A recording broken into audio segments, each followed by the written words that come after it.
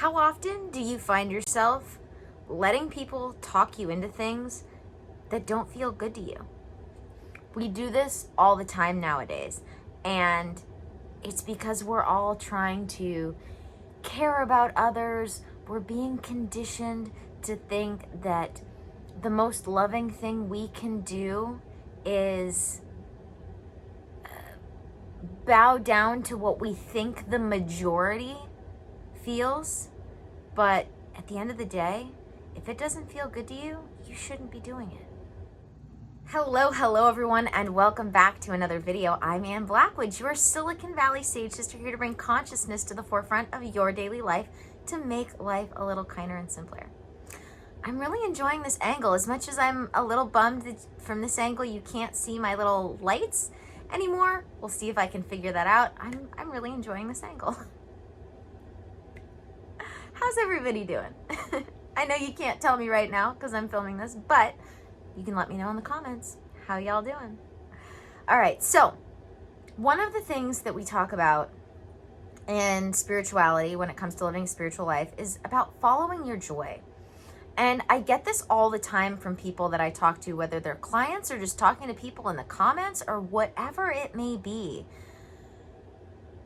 We all have this need for validation from outside of ourselves that happens a lot these days.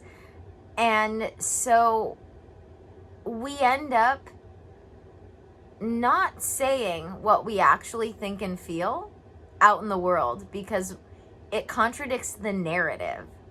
Even though when we come to actually start talking to people, it doesn't actually contradict the majority of how people feel. And I've noticed this massive contradiction. So I really want to today just give you guys permission, like I've been doing for the better part of 2 years with everybody I come across, to really own how you feel about things and don't be afraid to express it. Because like even just the other day, I was talking to this person that I've been getting to know online because we live far away from each other. And we started this conversation because of something that she posted in her Instagram stories. And then by my just willingness to voice how I felt about this situation, this sparked a conversation. And then I shared with her like how I felt about what she said in return to me. And that immediately turned around her response to actually opening up to what she really believed, what was her actual beliefs, rather than her catering her response to this conditioned mindset we've all got going on. And this goes for all sorts of things. All sorts of things. A great example of this is the conversation I just had. We are all being conditioned to think that empowerment, especially with women, means having to be willing to share your entire body with people and just do so freely, and to also feel comfortable being sexual in some way in public, whatever that public space may be. And as far as I'm concerned, it's not so much about, and this is what I explained to her, it's not about what you do, it's how you do it.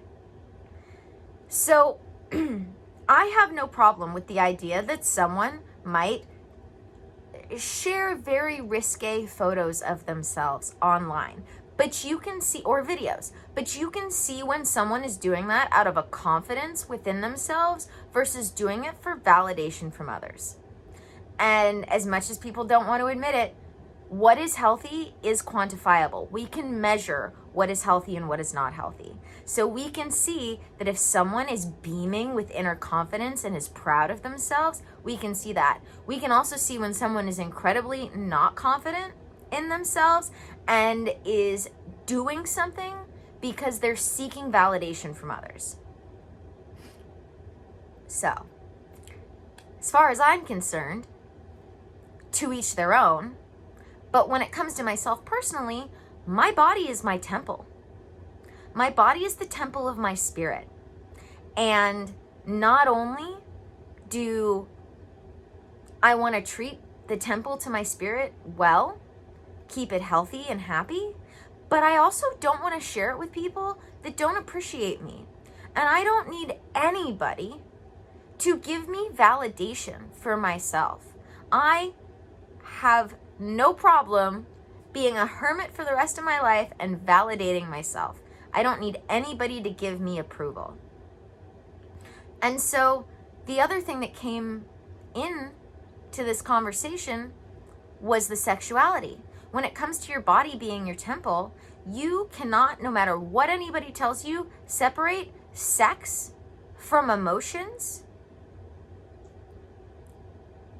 Even if you have been traumatized to the point of feeling numb, it's still happening.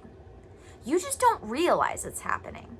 And as far as I'm concerned, because this is the temple to my spirit, I am only going to want to, again, share it with people in any way, shape, or form that appreciate me, that love me, that give me that sacred reciprocity, that Aini, as we call it in the Kara tradition.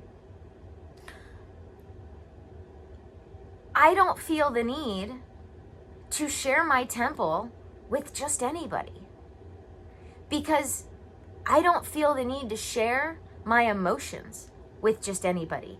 I don't feel the need to have myself be susceptible to just anybody when it comes to how they affect me emotionally. And sexuality and sex is an energy exchange. And again, I am not coming at this from a place of telling anybody what to do. To each their own. But I find when I just share with people with confidence what I believe in, it gives them permission, because we've been conditioned in the opposite direction, to actually talk about what they believe, whether or not they agree with me. But it allows them to step away from their conditioning and actually step into what they believe.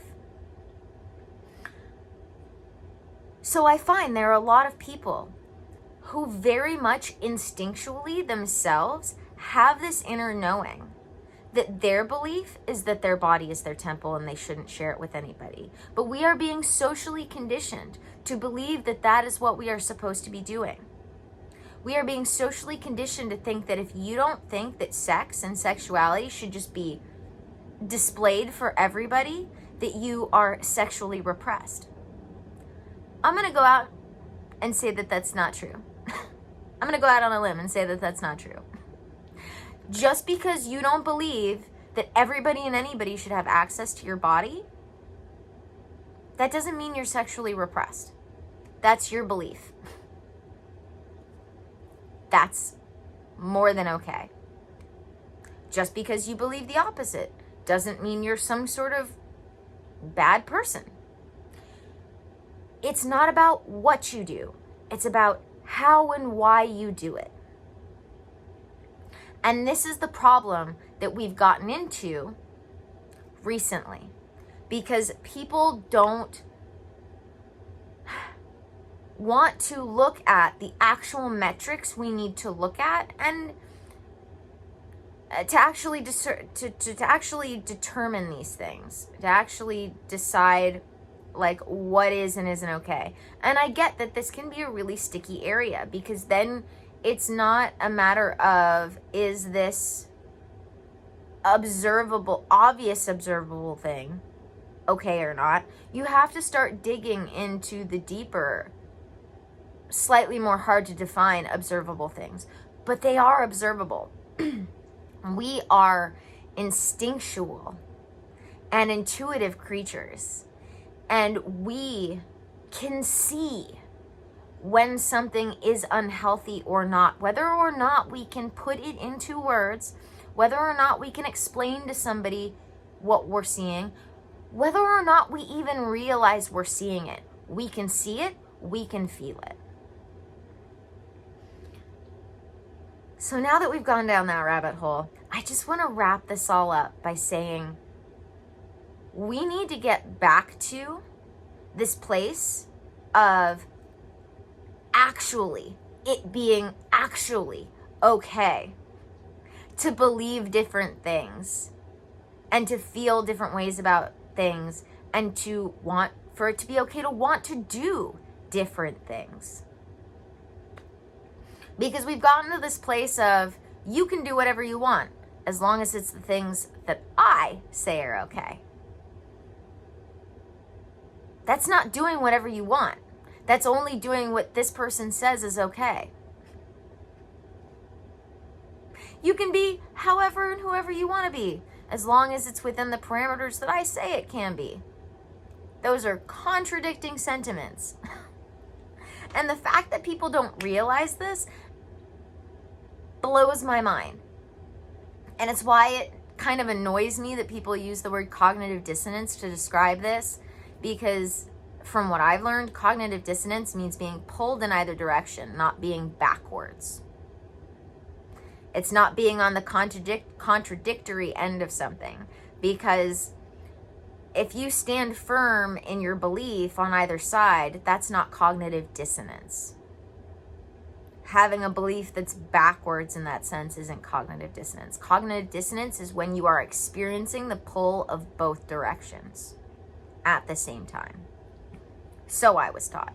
So when I see people looking at people who don't realize they're being contradictory and call that cognitive dissonance, when it should, like, I was trying to find a good word for it. I guess contradictory is probably one of the better words. If you have a better word for upside down backwards thinking, I'd love to hear it, because cognitive dissonance just doesn't do it for me, because it goes against everything I've been taught cognitive dissonance is. But yeah, stand firm in your beliefs. Now is the time. We are all awakening. More and more and more of us are awakening. And we're not alone. We are not alone. We weren't alone. There were already a large number of us slowly having the truth revealed to us. I don't even like to use the word truth. Slowly but surely having the facts revealed to us. Because we've gotten into this whole your truth, my truth thing. Like, I'm not down with that. I'm not down with that. So I've just been trying to stay away from the word truth altogether at this point. Because there is a difference between facts and feelings. Don't let people talk you into feeling like you have to agree with them just for the sake of keeping the peace.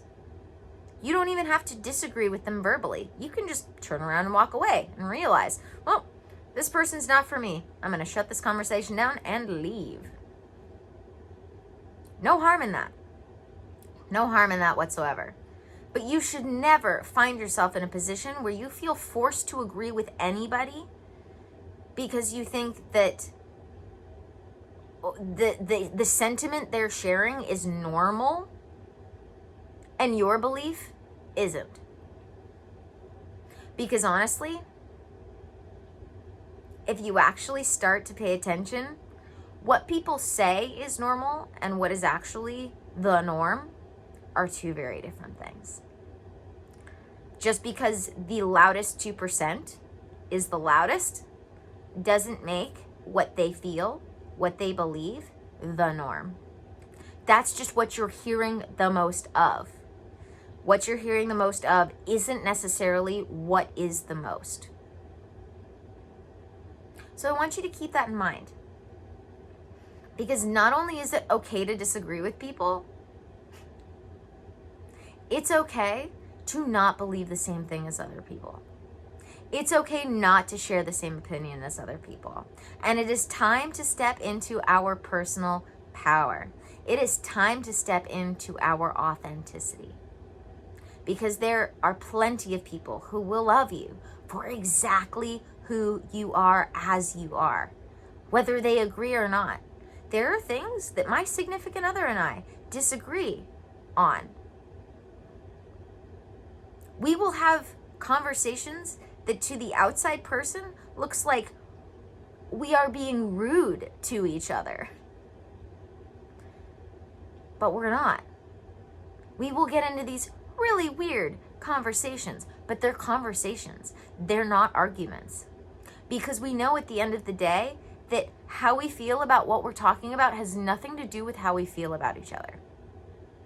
And we need to start being able to recognize this more and more and more in conversation. We need to be able to have conversations about things we disagree with or disagree about more and more and more without attaching it to how we feel about each other. Because it's not how we feel about each other. It's about how we feel about what we're talking about. And that is not, as I say, your identity. What you do is not who you are. What even you think about things is not who you are.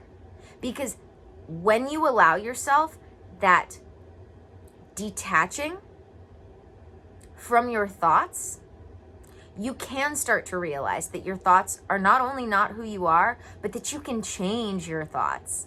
You can change your mind, and that's okay. So I just really want to encourage people to stop lying to people about what you think. If you don't feel comfortable expressing how you feel or what you think, don't say anything at all. And stop feeling pressured to adopt others' beliefs. You don't need to. You don't need to. Just because others believe it doesn't mean you need to believe it. Not at all. Not even a little bit. Not even a little bit. You are good. You are worthy. You are capable. You are lovable for exactly who you are. Exactly who you are. Exactly who you are. Hear me. You are good. You are worthy. You are capable and lovable. Exactly who you are is all of these things. And don't you forget it.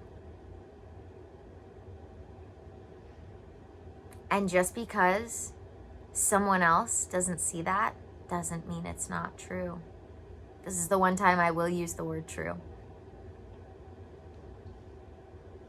And it's time for you to see that. And it's time to start standing up for yourself in all the little ways that you can.